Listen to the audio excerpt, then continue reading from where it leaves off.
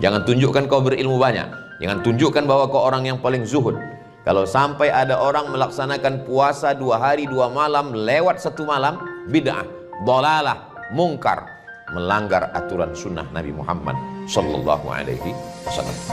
Sehebat-hebatnya orang, setakwa-takwanya orang, kalau sudah azan subuh, Allahu Akbar, stop.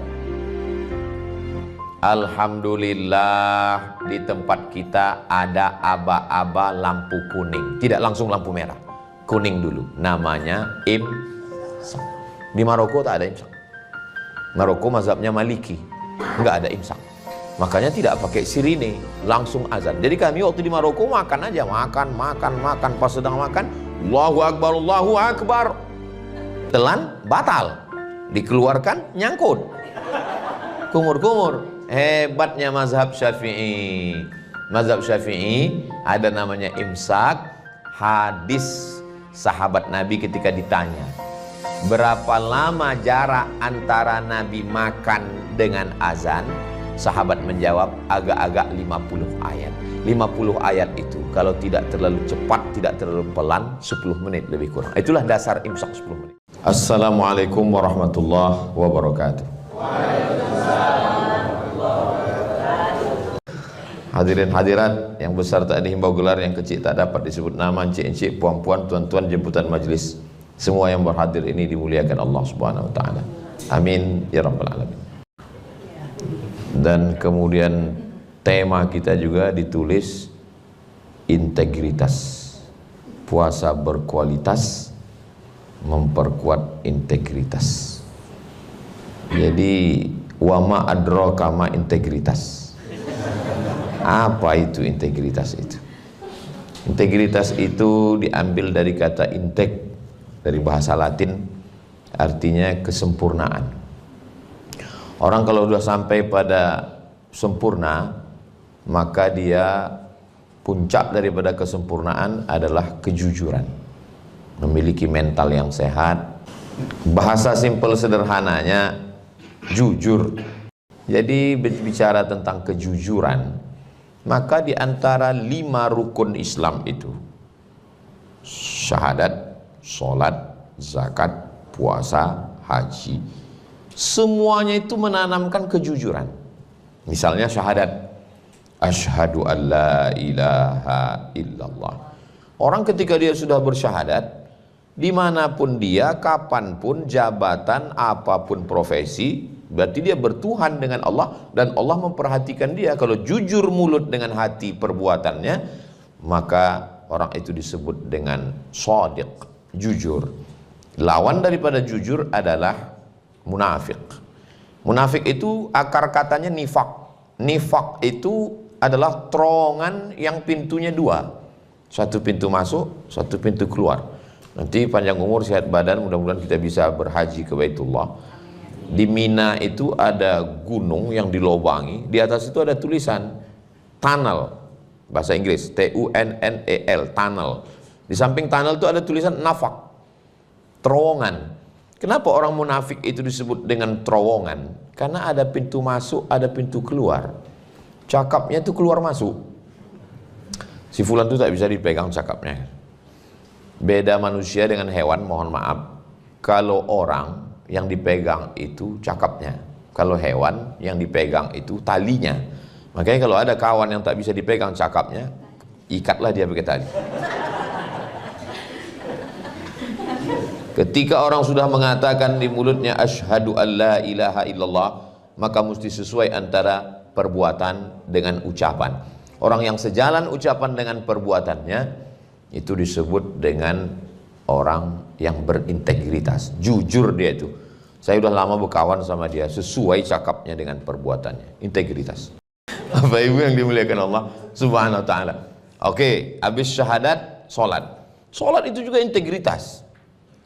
Orang sholat sendirian, tidak ada CCTV, tapi dia tidak akan mau menggerakkan lebih dari 3 kali, karena dia tahu dalam mazhab Syafi'i, bergerak di luar dari gerakan sholat namanya harakah ajnabiyah, batal sholat. Sendiri sholat dalam ruangan, tidak akan mungkin matanya kemana-mana, karena dia dalam mazhab Syafi'i disuruh menengok tempat sholat. Kalau nanti Bapak Ibu melihat ada orang sholat matanya ke depan, itu mazhabnya Maliki. Karena dalam mazhab Maliki, fawalli wajhaka syatral masjidil haram, hadapkanlah wajahmu ke arah Masjidil Haram. Jadi wajahnya itu ke arah Masjidil Haram. Sedangkan kita, wajah kita tidak ke sana, dada kita yang ke Masjidil Haram, wajah kita ke bawah. Makanya dianjurkan untuk ke masjid itu jangan pakai baju yang ada tulisan-tulisan. Jadi orang tidak akan mungkin jelalatan dari mulai takbiratul ihram sampai salam. Kenapa? Karena sholat mengajarkan integritas, kejujuran walaupun sendiri. Gatal betul kepala dia, sekali garu, nggak akan diulangnya 3 kali, sekali. Sholat, syahadat, sholat, zakat. Zakat juga kejujuran, integritas. Siapa yang punya kambing 40 ekor, maka wajib mengeluarkan 1 ekor kambing zakat. Dia berintegritas. Kebetulan kambing dia 39 ekor. Yang 1 hamil. Tentang masalah zakat. Zakat juga mengajarkan integritas. Orang tidak akan mungkin mau curang. Menurut dokter hewan, besok Pak jam 6 pagi, ini kambing Bapak ini sudah lahir. Kambing 39. Berarti jam 6 besok pagi, habis subuh itu, diteleponnya kawannya, dijualnya 1. Belilah kambing aku 1, supaya apa? Kambingnya jadi 38. Kalau lahir jam 6, kambingnya tetap 39. Secara hukum fikih, datang petugas Badan Amil Zakat Nasional. Menurut prediksi kami, kambing Bapak sudah 40. Apa kata dia? Hitung aja sendiri. Pas dihitung, tetap 39. Loh, kok 39? Jam 5 tadi sudah dijualnya 1. Tapi dalam lubuk hati yang paling dalam dia tahu, dia sedang mempermain-mainkan hukum. Itu dalam fikih namanya fikih hilah namanya. Hilah. Sudah jadi bahasa kita, berkilah. Syahadat, integritas. Sholat, integritas. Zakat, integritas. Haji paling dalam integritasnya. Ketika sudah dipakai kain ihram, kapal lewat di bukit namanya Yalamlam. Kita yang datang dari Indonesia itu berniatnya di atas bukit Yalamlam. Nanti diumumkan oleh pilot pesawat, ladies and gentlemen, kepala buku ditempel semen, all of our passenger, semua penumpang, kita sedang melewati bukit Yalamlam. Berniatlah, disitulah kita berniat, labbaik Allahumma hajja, saya berniat melaksanakan haji. Gatal hidung, takkan mengorek upil, karena takut bulu hidung tercabut. Tercabut bulu hidung, bayar fidyah. Gatal kepala, takkan digaru, takkan sisiran, mandi dibiarkan aja itu, takkan mungkin pakai sampo, takkan pakai sabun. Kenapa? Takut melanggar larangan ihram. Apa yang sedang ditanamkan? Integritas. Kalau secara logika akal, hidung-hidung kita, bulunya punya kita, bukan mencabut bulu hidung kawan. Mana ada orang dirugikan? Tapi kita sedang mengikut aturan Allah, integritas. Semakin kuat ibadahnya, semakin dalam integritasnya, dan semakin lama kita dituntut untuk integritas. Syahadat pendek saja. Asyhadu an la ilaha illallah wa asyhadu anna Muhammadan Rasulullah. Selesai. Tapi sholat mulai agak panjang. Dari takbiratul ihram ke salam itu 3 menit.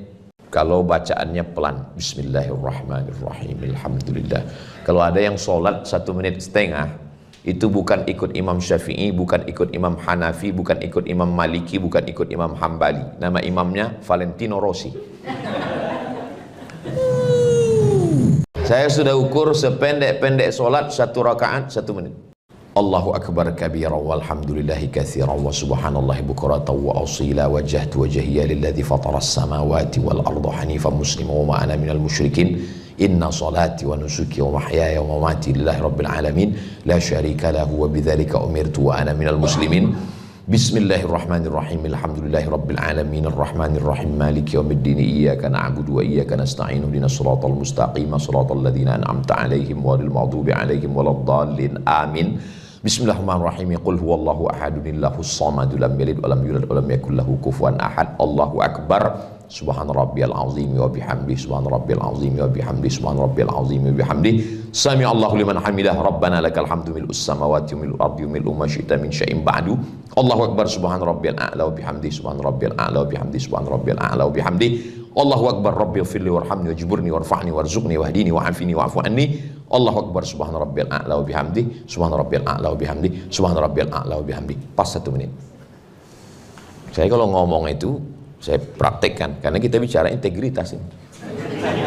Jangan sampai sholat itu 1 rakaat 1 menit, alah ngomong aja itu. Ini kita bicara di depan orang-orang yang berintegritas. Ini semuanya pentingnya. Sholat tapi tidak lama, 2 menit, 10 menit. Habis itu salam. Assalamualaikum warahmatullah. Assalamualaikum warahmatullah. Haji agak lama sedikit. Tanggal 8 Tarwiyah, 9 Arafah, 10 Nahar, 11, 12, 13 Tasyrik, 6 hari. Makanya pejabat-pejabat itu hajinya enggak lama. Berangkat tanggal 8 dari Jakarta, turun di Jeddah, langsung ke Arafah tanggal 9, tanggal 10 malam ke Musdalifah, 10 pagi ke Mina, 11, 12 pulang. Kita yang pergi haji 40 hari, menunggunya 30 tahun. Store 2025, berangkat 2055, meninggal 2054. Kenduri tiap tahun. Pas tahun keberangkatan orang takziah. Bayangkan itu lamanya ibadah haji itu 8 hari 8 malam, mandi tidak pakai sabun, takut sisiran, takut pakai parfum, takut nyangkut daging onta di gigi, takut mencabut duri dari batang kurma. Yang hobi berburu, nembak, nangkap burung, di Makkah ditengoknya lah begitu banyak burung merpati. Tapi semangat berburunya hilang. Kenapa? Karena tidak boleh membunuh binatang, tidak boleh menikah, tidak boleh menikahkan. Integritas 6 hari. Tapi yang paling panjang integritas adalah di bulan suci Ramadan. Syahadat, sholat, zakat, puasa, haji. Di puasa inilah integritas itu ditanamkan, kejujuran paling panjang. Masuk jam 12.30 menurut waktu Indonesia Barat, Riau, waktu zuhur. Semua pegawai, karyawan, perusahaan, BUMN masuk ke toilet untuk mengambil wudhu. Kunci pintu toilet, tak ada CCTV, tak ada Inspektorat Jenderal, tak ada BPK, tak ada KPK. Melihat air dalam bak macam cincau, tinggal menambah santan sama gula merah aja lagi. Kalau dia mau, dia masukkan gayung, dia minum 1 gayung, dia masukkan kepalanya ke dalam. Pas mau keluar dari toilet itu, keringkan bibir, miringkan kepala. Tak ada yang tahu. Tapi tidak ada satupun muslim yang mau melakukan itu. Kenapa? Dia sedang dididik kejujuran, integritas. Cobalah tengok nanti pas bulan Ramadan, orang Islam, kalau dia kumur-kumur, sekali memasukkan air ke mulut, meludahnya 5 kali. Padahal sekali aja dikeluarkan air itu sudah habis, tidak ada lagi air di dalam. Kenapa? Takut tertelan. Hanya saja tidak sejalan, tidak seiring antara integritas dalam ibadah dengan integritas dalam aktivitas sehari-hari. Begitu takutnya tertelan air wudhu, air kumur-kumur setetes. Kalau cerita tentang kejujuran, itu kan Nabi Muhammad, Pak Ustadz. Itu kan Abu Bakar, Umar, Utsman, Ali, Tolhah, Zubair, Aisyah, Ruqayyah, Ummu Kulthum. Itu kan orang-orang hebat, penghuni surga, wali-wali Allah. Di zaman sekarang masih ada orang berintegritas. Saya pulang dari rumah sakit Arifin Ahmad. Pulang dari Arifin Ahmad, pagi-pagi di jalan Patimura. dari Jalan Patimura itu. Ditanya orang, Ustadz dari mana? Saya bilang, saya menjenguk ada pegawai kantor gubernur yang sakit.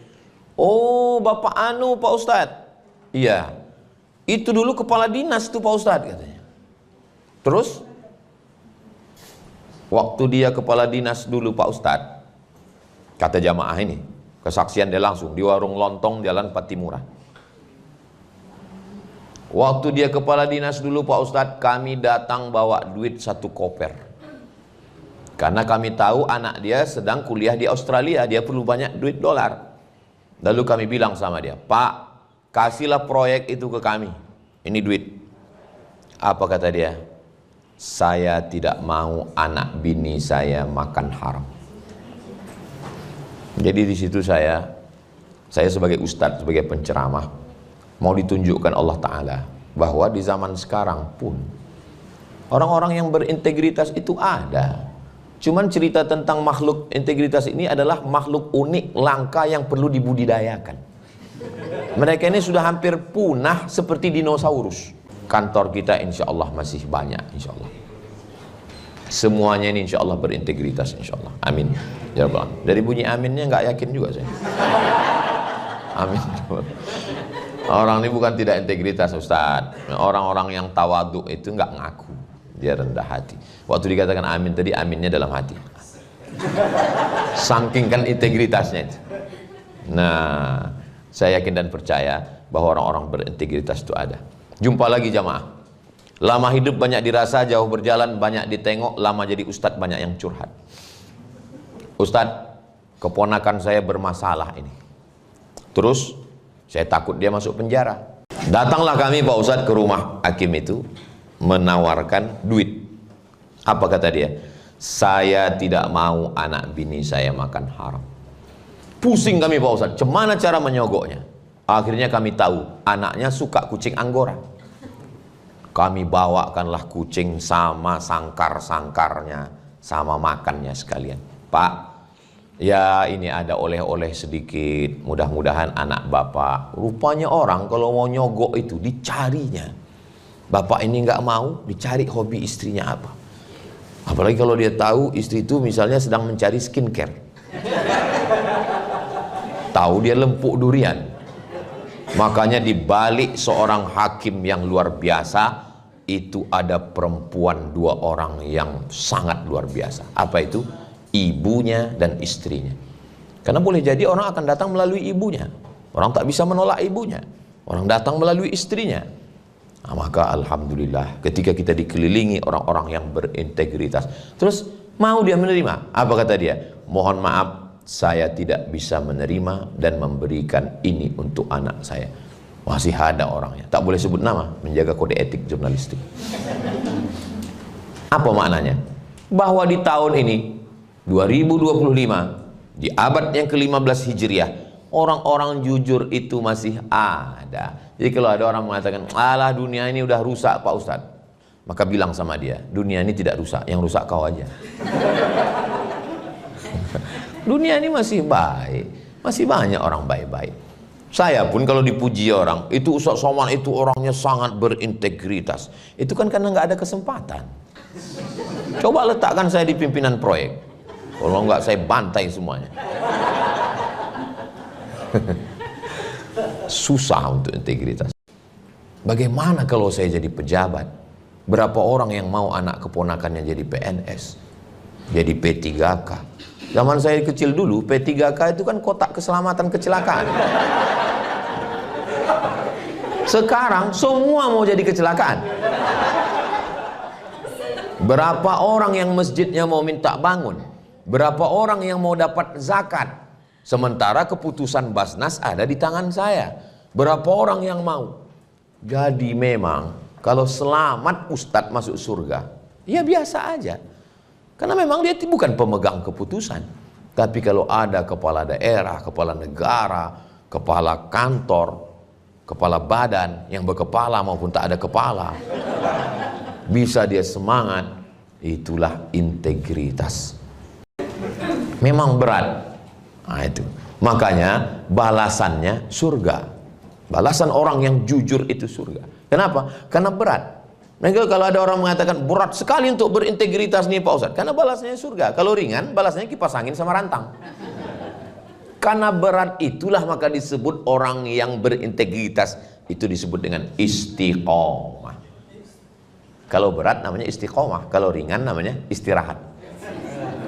Jadi boleh bagi yang ada usaha sablon baju kaos sampingan, boleh dibuat. Kalau berat istiqomah, kalau ringan istirahat. Nah, tapi yang punya baju-baju kaos sablon, kalau bisa yang nilai religi, ada nilai-nilai nasihatnya. Supaya apa? Supaya semua jadi nasihat. Saya semua mau, seperti saya masuk ke kantor nih tadi, itu tulisan yang ada di dinding-dinding itu semuanya bernilai nasihat. Itu yang ada di bawah-bawah itu semua saya tengok. Oh, jadi setiap kata yang kita nasihat. Sampai yang di bawah-bawah lampu di bawah kipas angin pun nasihat. Kalau sudah habis matikan. Efisiensi. Integritas ditanamkan itu semua. Tapi di balik integritas itu juga dalam Islam mesti ada namanya punishment. Mesti ada hukuman. Karena nggak bisa kalau hanya sekedar marilah kita bersifat jujur, nggak bisa. Mesti ada kepastian hukum. Saudara yang dimuliakan Allah Subhanahu wa taala, mungkin orang bisa berintegritas, tapi kalau sudah bicara tentang keinginan anak, keinginan istri, keinginan kawan, karena persahabatan, banyak sekali sangkutan-sangkutan kita. Tapi kalau Allah menjaga hati kita, ala fil jasadi mudghah, di dalam jasad tubuh badan ini ada satu gumpal. Kalau dia baik, insya Allah yang lain ikut menjadi baik. Kalau dia rusak, yang lain ikut menjadi rusak. Mudah-mudahan Allah menjaga kita semua insya Allah. Amin ya rabbal alamin. Di Ramadan ini nanti akan kita jaga integritas kita di bulan suci Ramadan.